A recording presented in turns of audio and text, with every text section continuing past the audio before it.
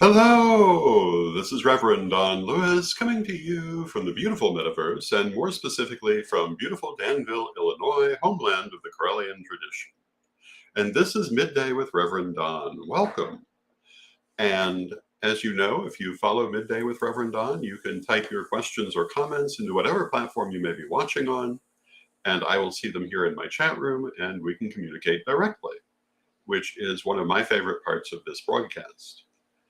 Um, Today, we're going to talk about libraries. Yesterday, we talked about Witch College and the importance of education in building and maintaining culture and civilization. Today, I wanted to talk about libraries. Phaedra Bonowitz, an old friend of many years, has a saying that we consider very important, and that is that pagans do not have sacred books. We have sacred libraries. And this speaks to an important difference, I think, in how contemporary Western paganism tends to look at religious and spiritual knowledge versus certain other religions, in that we do not have just one or two books that we have decided are sacred, but that we consider all knowledge to be sacred, that it's all important. And hello to Janet in the chat room. Good to see you, Janet. That it is our job to learn as much of it as we can, to preserve and pass on as much of it as we can, and also to increase it as we go. Writers in the modern pagan community are highly respected. Hello to Jan in the chat room. Because that aspect of preserving, expanding knowledge is considered very important. It is an important part of how we pass on the things we know and believe. And for us, one book is not enough. Hello to Mary in the chat room. We recently have founded the Order of the Library, which the Reverend Sir Melanie Silver is head of. But we've been dedicated to libraries for a long, long time. I myself maintained for many years a very large library in the neighborhood of 10,000 books. Most of that has been dispersed now due to circumstances. But the idea I am still utterly devoted to, that we must maintain, preserve, pass on, and increase our knowledge. And we do that in large part through libraries. Which college has recently added to their plans a lending library, which will exist both online and in terms of physical books, as I understand the plan. And I think this is very important. I think that when we lose our books, we lose a lot of our ability to pass on knowledge. Now, there are people who will tell you, oh, everything should be oral, everything should pass from one person to another.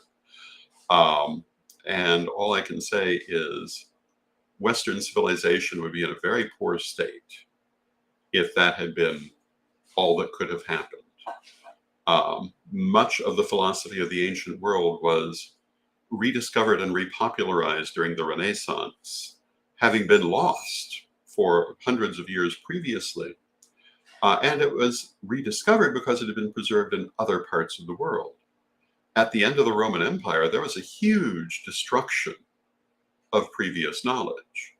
As in certain periods in China, for example, there were attempts at destroying knowledge, because if you destroy the old knowledge and create new knowledge, you have redefined the culture. Many people don't realize the Great Wall of China was largely built by scholars who were unwilling to obey the decree that books needed to be burned, and were forced into labor instead. The scholarly class of China in that generation was decimated. And in the end, the knowledge of earlier generations was preserved only because enough survived the reign of that emperor, um, who happened to have memorized the ancient books. But that's also why there's a relatively small number that predate that era. If we look at classical antiquity, everyone likes to talk about the fire of the Library of Alexandria, which certainly was an unfortunate thing, but really represents something else. The Library of Alexandria was not a single building. It did not have a single fire that destroyed it. There appear to have been a few of them. And part of what destroyed it also was simply the loss of the scholars who had used it. But that would not have taken all of that knowledge out of the world. It was in many other libraries also. What happened to it? Why did so little survive until the Middle Ages? And part of it had to do with the coming of a new religion that was antithetical to older knowledge. A number of books were simply deliberately not preserved, including early Christian books that disagreed with what they decided to make canon. The Book of Enoch being the most famous of those. But many ancient works also disappeared at that time, partly because publishing moved from the preparation of scrolls to the use of books, and they only chose to transcribe what they considered the most important and the ones they wished to preserve. Another thing that happened that people don't realize is that classical Greek literature was written in several dialects. By the time we come to the end of the Roman Empire, many of those dialects were no longer being spoken by many, if any, people. And therefore, the books that were preserved were the ones that people could still read. We see the same thing with Egyptian hieroglyphics. You may be aware that the last hieroglyphic inscription is around 465 AD, and it's believed that the knowledge of how to read them disappeared after that point, and also how to write them, and that's why you don't see them again for centuries as something people could actually interact with. So part of what this says to us, well, an example of this out of Greek history is the poet Sappho, who was so popular and so well respected, she was sometimes described as the 10th muse. And, a lot of people think her work was eliminated because she was lesbian, or because it was not approved of by the new church. But actually, it was the dialect she spoke. The scholars who were still there at the time that things were being converted from scrolls into books could not read her books, so they did not transcribe very much of them. The only thing of her works that survive are where they're quoted in works by people who spoke Attic Greek, which was still popularly spoken as a scholarly language. Koine Greek was the language that people were speaking every day. Now, it is true that the Greek language does not change, has not changed nearly as rapidly as, say, the English language. And people might have been able to pick their way through these works. But this is a big reason a lot of things didn't survive. It's the scholars who were writing in Doric and Ionic whose works were left behind because they were no longer commonly worked with. In China, they had a very different situation. In China, language, or rather the written language, was not based on the spoken language at all. It was based on concepts. It used ideograms. So you could write something in Chinese, speaking one language, and another person who did not speak the same language you spoke could still read it because it's not words, it's concepts. So they did not have quite that same problem. But, in much of the ancient world, a lot of their knowledge did not survive for these reasons. If you look at the ancient libraries of the Middle East, the languages of Sumer, for example, did not make it into the Middle Ages. They were still being spoken up until the Roman Empire, but they didn't make it past then, and therefore neither did the books. It fell to the modern era when these things were rediscovered and retranslated for us to become reacquainted with their literary legacy, which is considerable. So we look now at our own legacy, specifically our Western pagan legacy. We look at our libraries and the importance of preserving them. And part of that is going to be being a little less picky in what we choose to preserve than some of our ancestors were. We don't have to copy them by hand. We can preserve things more regularly, because I can tell you, having been a pagan priest now for almost 50 years of my life, and studying, of course, before I reached that level, many of the books that were around when I was young, you do not see today. Whether they even survive, I don't know. We were talking the other day about the publications, and I believe one of the most popular publications of my youth was called Survivor. I don't know where you'd find copies of that now. I don't know that they're not out there, but they're in grave danger, I think, of not surviving to a future generation if someone does not make an effort to preserve them. I do know that Circle has made a good effort at preserving their records, and other magazines have also, but many of these magazines died when their editors and publishers died. If you wanted to get the information, for example, that used to appear in Harvest magazine, which was an East Coast magazine, I don't know where you'd get it. I don't doubt it may be out there, but I don't know where you'd get it, and I don't know how it's going to be passed on. Now, some people who favor a very narrow reading of our history, a very narrow reading of our community, may feel these things should not be passed on. They may feel that only certain things should be passed on. And you do encounter that opinion often. I obviously do not share it.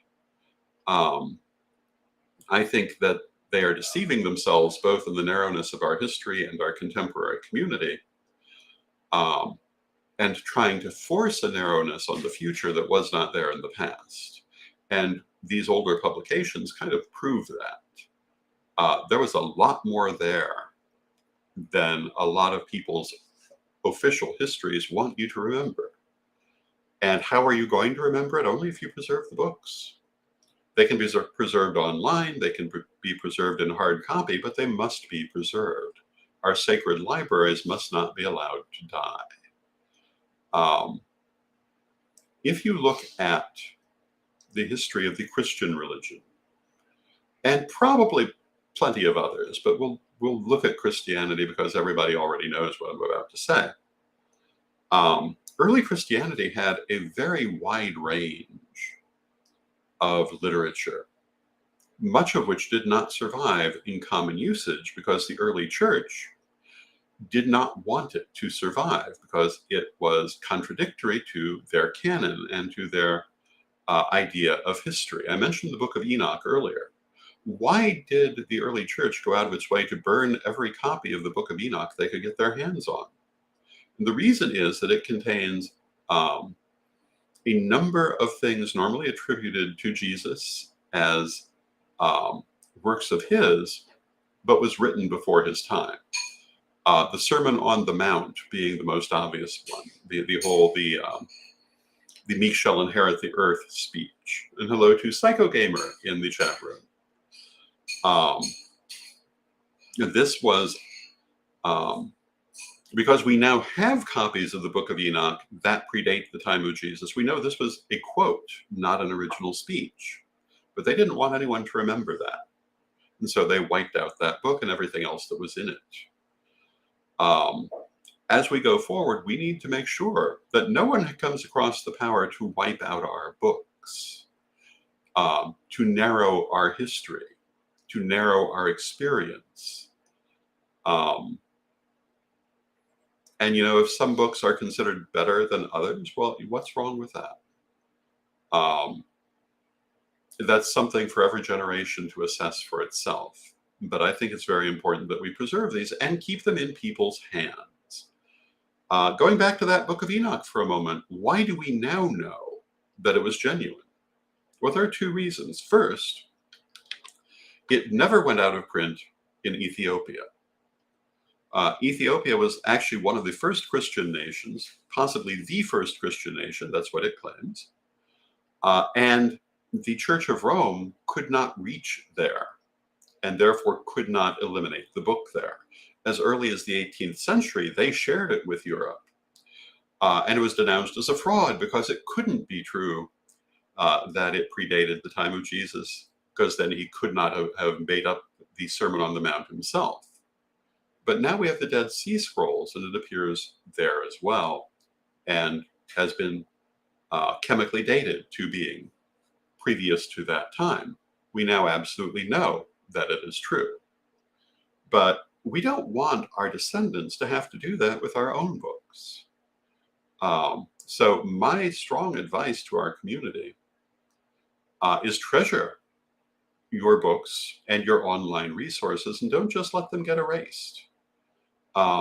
Make sure that you share them as much as possible, because every day some pagan with a large library finds themselves either in the position I found myself, where they had to dissolve it for financial reasons, or they die and their heirs don't want it.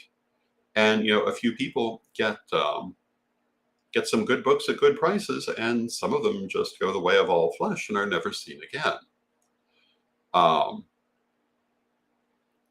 think I mentioned how many boxes of books ended up at Goodwill because I could not afford to transport them. Now, I accept that as being how things needed to go. But, as far as preserving knowledge, it was certainly not the ideal way that things could have gone. I did hold on to the most important books. I still have many things that no one else on earth has. Like the original masters to the Round Table magazine, to the Wheel of Hecate magazine, to other publications I was involved with, and also copies of magazines I did artwork and writing for back in the 80s that I don't know if anyone else has those morgues. I don't know if anyone else saved those copies. And, those are important things, because if you're old enough to remember, and hello to Lizzie in the chat room, good to see you. If you're old enough to remember those magazines, you will remember that they had all kinds of interesting information. Things as straightforward as spell work and herbal work, but also local history, examinations of history that run counter to the academically preferred history today, examinations of things that you might be hard to find in any other source now. And a good example is the Grave Robbers Gazette. The Grave Robbers Gazette frequently carried articles reproduced from the local newspaper in Galveston, Indiana, on the history of the Lawrence Museum, which was the publisher of the Grave Robbers Gazette. A lot of people today don't actually believe that museum existed. I was physically there. I was distantly related to the Lawrences. I have photos of the museum. It definitely did exist. And those newspaper articles were definitely real. They came out of the local newspaper morgue. And in the latter years of that magazine, he was repeating at least one newspaper story in every issue, from the founding of the museum to things it did over the years. They were a big deal locally. Absolutely historically attested. Lydia Beckett and Italo Lawrence, who founded the museum, absolutely historically attested people. But try to find them in modern histories, they're not there. Pick up Triumph of the Moon and look for Lydia Beckett. You won't find her. You'll find her referred to 5 times, but her name is never used. canonized, despite the fact that her family were openly and publicly pagan at that time and very blunt about it. But her name's not there, which causes me to raise the question, why? Well, because someone could have gone out and then researched her in the local newspapers and found that she was, in fact, a historically attested person and seen what she did in black and white. I have very little respect for The Triumph of the Moon or its author, and that's one of the biggest reasons. If you want to know about Lydia Beckett or Atala Lawrence, all you need to do is go to Galveston, Indiana, go to the local library where the newspaper morgues are kept, and look up the stories for yourself. They're right there, starting in the 1930s. But is anyone going to do that? Did anyone think to preserve those articles in other places? That's one of the things that I think we need to be mindful of. Many of the prominent members of our community, where would you go to find out about them? Are you familiar with Donna Kohlschultz from Chicago, the high priestess of the Temple of Sacred Stones, one of the most important temples in that city, one of the most active people in that city up through the early 21st century? Where would you find her history? There are a few out there that mention her. I don't know that any books mention her, certainly not in great detail, and not necessarily things she actually did, because she didn't necessarily take public credit for everything that she did. You'd have to talk to people who actually knew her while they're still here to get that full story. Victoria Carlson, probably the second most important Wiccan priestess in Chicago at the end of the last century. Where would you find her story? Much harder to find, I think. Very important woman, very important in developing the youth community, despite the fact that she herself was quite old. A very proud crone who worked a lot with college students. But where would you find out about her now in the kind of books that we see? It would be difficult. Another good example of why we must preserve the books that do carry the history, Psychic Chicago. Psychic Chicago is a portrait of the psychic community in Chicago, a portion of it. But it mentions, for example, people that I used to know, one of them being a psychic by the name of Eudora. Now, I knew Eudora by her actual name, which was Eleanor Royce. But where would you go to find her story? Now, you might say, because she was a spiritualist reader, what does she really have to do with pagan history? Well, the J&M Psychic Fair was full of pagans. And she was one of its most prominent leaders and one of its most prominent social leaders, as well as prominent readers. She had everything to do with Sir Edward and I meeting and everything that came out of that. But where do you find her story? The closest thing I could point you to is Psychic Chicago, and maybe a couple of articles I've written over the years, if you can find them. This is why we need to take an active interest in preserving our libraries, not just in building them for ourselves, but preserving them for our communities. Because where is that next generation going to find these things, even if they wish to? You know, one of the problems we have is the tendency to have a disconnect between generations. It often seems like the younger generations aren't that interested in the older generations because they're on their own path. And, you know, I don't see anything wrong with that. But suppose they are interested. They may not be interested in the immediate previous generation. Usually they're interested in the one before that. But where would they find that information? There's a lot of information, for example, on metaphysics of the early 20th century. But do you really think that everyone who was active at that time, even everyone who was influential at that time, shows up in the popular sources? There are certainly smaller people who show up in no sources at all. Everything they did is gone. Um, these are important things to remember. So I think part of my message to you, especially those of you who have libraries, those of you who are involved in things like this new library through which college, or the order of the library, do not make the mistake that the people of late antiquity made of only preserving what seems most desirable. Preserve everything you can, because you may not even understand sometimes why it's important, but it still may be. The people who did not choose to preserve Sappho's poetry, I assume, made the assumption no one was ever going to speak Ionic again. But plenty of people do now. If they had the books, they could read it. A few people apparently still did even then, but not the ones who were preserving it. Everything about our community, I think we need to try to save and to move forward. Because if we don't, who's going to?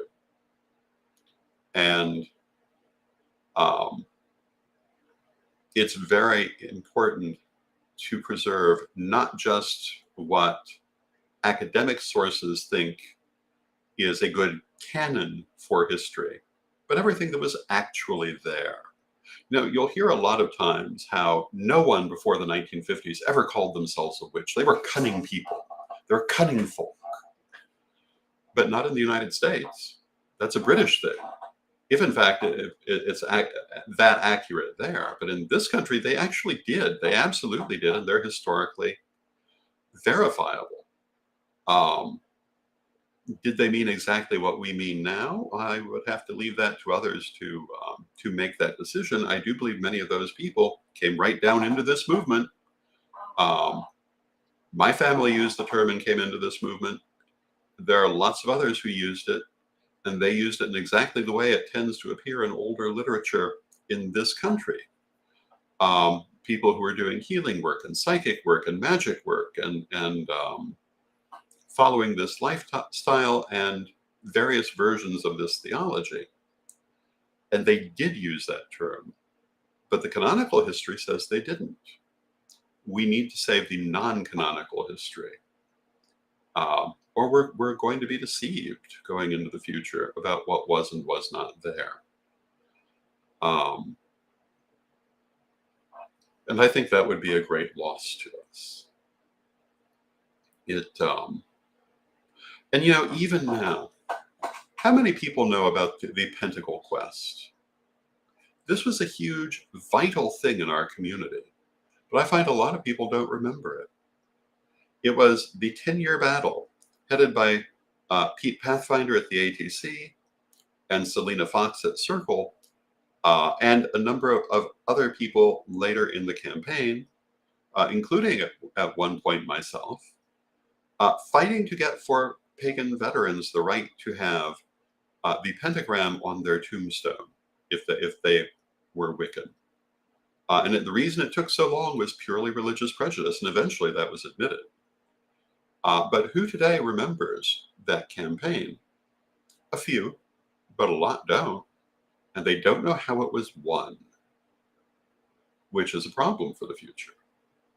Because there'll be other fights we have to win.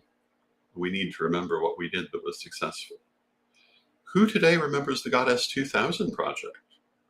It was absolutely epochal at the end of the last century. It was the first global intertraditional community project that worked. There have been people who tried to promote intertraditional projects earlier, but with very little success. But Abby Willowroot had the wisdom to make this a completely non-political, non-tradition-based project purely about the art of goddess. The motto was a goddess on every corner. And it was hugely popular and hugely successful. And is it remembered? Are the things they did to make it so popular remembered now? These are the things we lose. And when we lose the knowledge of what we did, then we have to keep reinventing the wheel.